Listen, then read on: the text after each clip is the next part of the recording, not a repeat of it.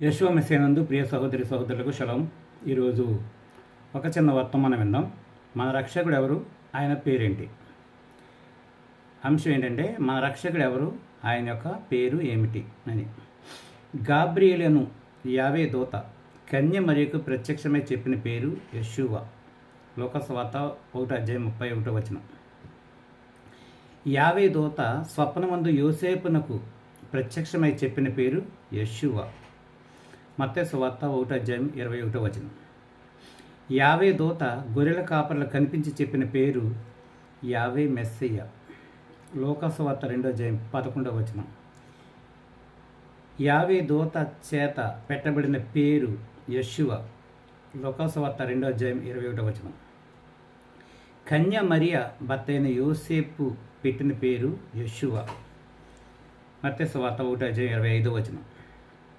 8వ దినమని యాజకుడు పెట్టిన పేరు యెషూవా. లోకసువార్త 2:21. యెషూవా మెస్సయ్య స్వయంగా తన నోటితో చెప్పుకున్న పేరు యెషూవా. అపోస్తల కార్యములు 9:5. యెషూవా తన పేరు యెషూవా అని చెప్పినట్లు సౌలు చెప్పుట. అపోస్తల కార్యములు 22:8, 26:15. పరిశుద్ధాత్మ రక్షకుడు యెషూవా అని వ్రాయించాడు. అపోస్తల కార్యములు 13:23. యెషూవా మెస్సయ్య నామంలోనే రక్షణ అని కేఫా అంటే పేతురు గారు చెప్పాడు. అపోస్తల కార్యములు 2:38, అలాగే 4:12. మొదటి శతాబ్దంలో అపోస్తలు ప్లస్ యెషూవా మెస్సయ్య ఆయన పేరును యెషూవా మెస్సయ్య అని బోధించారు. కనుక మొదటి శతాబ్ద బోధనతో ఎలాగుంటే ఇది వదిలేసి తర్జుమా పేర్లు ఇప్పుడు మనం చూస్తున్నాం. తర్జుమా పేర్లు వేరు, ఒరిజినల్ పేరు వేరు. ఒరిజినల్ పేరు ప్రకారంగా ఆయన పేరు యెషూవా మెస్సయ్య. అపోస్తలు ప్లస్ యూదులు అందరూ కూడా మెస్సియా వస్తాడని ఎదురు చూశారు. ఆ మెస్సియాయే యెషూవా అని బోధించారు. అదే అపోస్తల గారు మీరు చూస్తుంటే యెషూవాయే మెస్సియా అని యూదులకు బోధించారు. యెషూవాయే మెస్సియా అని అనేక మందికి వాళ్ళు బోధించినట్టుగా మనం చూస్తున్నాం. కాబట్టి ఆయన పేరు యెషూవా. తెలుగు బైబిల్ ఎప్పుడు వచ్చిందంటే 1818 తర్వాత వచ్చింది. దాంట్లో ఏమని రాస్తుంది? యేసుక్రీస్తు అని రాస్తుంది. ఇంగ్లీష్ బైబిల్ ఎప్పుడు వచ్చింది? 17వ శతాబ్దంలో వచ్చింది. దాంట్లో ఏమని రాస్తుంది? జీసస్ క్రైస్ట్ అని రాస్తుంది. కానీ ఇంగ్లీష్ బైబిల్ కూడా ఉంది 1611. దాంట్లో అసలు జే అనే పదమే లేదండి. ఈసోస్ అని రాస్తాడు, ఈసస్ అని రాస్తాడు. ఇక గ్రీక్ బైబిల్లో ఈసోస్ అన్నారు. ఎందుకు ఈసోస్ అన్నారంటే అక్షరాలు లేవంట, యెషూవా అని రాయడానికి అక్షరాలు లేవంట. ఎందుకంటే ఈసోస్ అని రాశారని ఏదో కాకమ్మ కథలు చెప్తుంటారు. మనకు ఒరిజినల్గా హీబ్రూ బైబిల్ అని రాస్తుందంటే యెషూవా అని రాస్తుంది. యెషూవా అంటే యావే రక్షకుడు. తర్వాత ఏ సిద్ధాంతానైనా మనం ప్రతిపాదించాలనుకున్నప్పుడు ఓల్డ్ టెస్టిమెంట్లో అది ఏమై ఉండాలి? పక్కా అయి ఉండాలి. పక్కా అయినప్పుడు అది న్యూ టెస్టిమెంట్లో కూడా అదే పక్కాగా ఉంటుంది. ఉదాహరణకి ఓల్డ్ టెస్టిమెంట్లో ఒక్కడే దేవుడు అని ఉన్నప్పుడు న్యూ టెస్టిమెంట్లో ఒక్కడే దేవుడు అంటాడు. అంతేగాని ఓల్డ్ టెస్టిమెంట్లో దేవుడు ఒక్కడే అయినప్పుడు న్యూ టెస్టిమెంట్కి వచ్చేటికి అది త్రిత్వం అవుతాం లేక ద్విత్వం అవుతాం. ఒక్కడే ఒక దేవుడు అని ఉంది. అది మొదటి తిమోతేయులకు రాసిన పత్రిక 3:16 God manifested in the flesh అన్నట్టు. అంటే దేవుడు శరీరం ధరించి భూమి మీదకి వచ్చాడు అని క్లియర్గా రాసి ఉంది. చాలామందికి అర్థం కాకండి.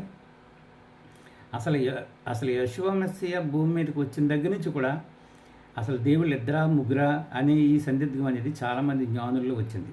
అప్పటి నుండి వీళ్ళు త్రిత్వాన్ని ప్రవేశపెట్టారు.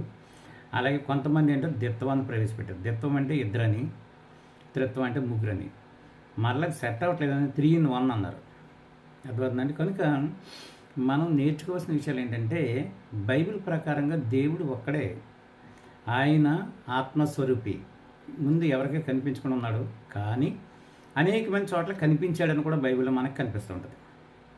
ఆయన కనపడ్డాడు, అట్ ద సేమ్ టైం ఆయన కనపడలేదు. ఆయన కొంతమందికి కనపడ్డాడని ఉంది, కొంతమందికి కనపడలేదని ఉంది. ఆయనకి ఇష్టమైన వాళ్ళకి ఆయన తనంతట తానుగా ప్రత్యక్షపరచుకోవాలనుకున్న వాళ్ళకి ఆయన కనపడ్డాడు. అనుమానం ఏం లేదు దాంట్లో. ఆయన్ని ఎవరైనా బలవంతంగా చూడాలనుకున్నా లేకపోతే ఆయనకి ఇష్టం కాకుండా చూడాలనుకుంటే చచ్చిపోతారని చెప్పాడు. కాబట్టి ఆయన చూడాలనుకున్న వారు చనిపోతారని చెప్పిన మాట వాస్తవమే. కదా, అన్ని విషయాల్లోనూ అది వాస్తవం కాదు. దేవుని చూసాము అనే ఉన్న రెఫరెన్స్లు చాలా ఉన్నాయి. అవి నెక్స్ట్ వీడియోలో నేను చెప్తాను, ఇప్పుడు చూద్దాం. కనుక మన రక్షకుడు ఎవరంటే యెషువ మెస్సియా. ఆయన పేరు యెషువ మెస్సియా. ఆ నామంలోనే బాప్తిసాలు ఇచ్చారు, ఆ నామమే రక్షణ నామాన్ని బోధించారు. కాబట్టి మీరు కూడా అదే నామాన్ని బాప్తిజం పొంది మీరు కూడా అదే నామాన్ని బోధిస్తూ అదే నామంలో రక్షణ పొందవలసిందిగా కోరుతున్నాను. కనుక ఈ చిన్న వర్తమానాన్ని పరమ తండ్రి మీ వినికిడిలో దీవించిన గాక. ఆయన పేరు ఏం పేరండి? యెషువ మెస్సియా. యెషువ మెస్సియా అనేది ఆయన యొక్క ఒరిజినల్ పేరు అనమాట. మనం బంగారం కొనుక్కోవడానికి వెళ్ళినా, లేకపోతే బజార్లో ఏదైనా కాయగూరలు కొనుక్కోవాలనుకున్నా, తాజా కాయగూరలు కొనుక్కుంటాం, అలాగే మంచి బంగారం కొనుక్కుంటాం, ఒరిజినల్ కొనుక్కుంటాం. అలాగే ఆయన ఒరిజినల్ పేరు యెషువ మెస్సియా. మీకు ఒరిజినల్ మీద ఇంట్రెస్ట్ ఉంటే యెషువ మెస్సియా అని పిలవండి. లేదు మా ఇష్టం వచ్చినట్టు పిలుచుకుని మీ ఇష్టం. ఎంచేతంటే ఆయన పేరు పిలవడానికి కూడా ఒక అదృష్టం ఉండాలి. అదృష్టం అనేది ఏంటంటే పరమ తండ్రి వారు. ఎంచేతంటే పరమ తండ్రి ఒక మాట చెప్పాడు, నా పేరు వాళ్ళ నోట రానకుండా చేస్తానని. అదొక శాపం. కాబట్టి ఆయన పేరు పలకకపోవడం అనేది ఒక శాపం అన్నమాట. ఈవేళ అనేక మంది యూదులు ఆయన పేరు యావే అని తెలుసున్నప్పుడు కూడా పలకకుండా హషేమ్ అని, ఎలోహిం అని, తర్వాత అదోనై అని ఏవో ఇలాంటి పేర్లు పెట్టుకుని పిలుస్తున్నారు. ఎంచేతంటే వాళ్ళని పరమతండ్రి ఆల్రెడీ శపించాడు. కాబట్టి ఈ శాపగ్రస్తులందరూ ఇలాంటి పేర్లు పిలుస్తారు.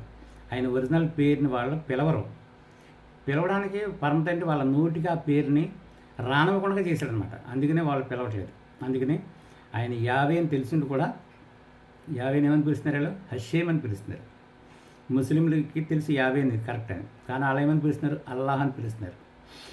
అలాగే చాలామంది ఇప్పుడు యూదుల్ని వెంబడించేవాళ్ళు హషేమ్ అంటున్నారు. హషేమ్ అనేది చాలా తప్పుడు నామం కూడా కాదు అది. హషేమ్ అంటే పేరు అని. హెబ్రీలో హషేమ్ అంటే పేరు అని అంటే కదా, అది ఒరిజినల్ పేరు కాదు అది. అదోనండి. తర్వాత అదోనై అన్నారు. అదోనై అంటే ఏంటి? ఓన్లీ ప్రభువు, సర్వాధికారి అని అంటే కానీ అది పేరు కాదు. ఎలోహిం అంటే సర్వశక్తిమంతుడు, దేవుడు అంటే తప్ప అది పేరు కాదు. అదోనండి. కనుక ఒరిజినల్ పేరుని పలకట్లేదంటే వాళ్ళు శాపగ్రస్తులను గుర్తుపెట్టుకోండి. మీరు శాపగ్రస్తులకి ఆయన తన పేరుని పలకనకుండా చేసేసాడు. కాబట్టి ఆ శాపగ్రస్తమైన సహవాసాల్లో ఉండి మీరు శపించబడిన విశ్వాసాలు ఉంటారా? లేకపోతే రక్షించబడిన వారే యెషువ మెస్సియా పేరు అలాగే యావే అనే ఆ పేరుని పలుకుతూ సత్యమైన మార్గంలో జీవిస్తారా? అది మీరే కోరుకోండి. ఎందుకంటే జీవము మరణం అనేది దేవుడు మీ చేతుల్లో పెట్టాడు, మీ ఎదురుకుండగానే పెట్టాడు. కోరుకోవాల్సింది మీరు, డెసిషన్ తీసుకోవాల్సింది మీరు. మీ నిర్ణయాన్ని బట్టే మీకు జీవం అనేది లేకపోతే మరణం అనేది నిర్ణయించబడుతుంది. కాబట్టి ఈ కొద్ది హెచ్చరిక మాటలను మీ వెనుకలో పరమ తండ్రి దీవించిన కాక ఈ కొద్ది హెచ్చరిక మాటలు మీరు జాగ్రత్తగా విని మంచి మార్గంలోకి వస్తారని ఆశిస్తూ మరి ముగిస్తున్నాను. పరమ తండ్రి ఈ కొద్ది హెచ్చరిక మాటలను మీ వెనుకలో మరొకసారి దీవించి ఆశీర్వదించిన కాక. అందరికీ షలోమ్.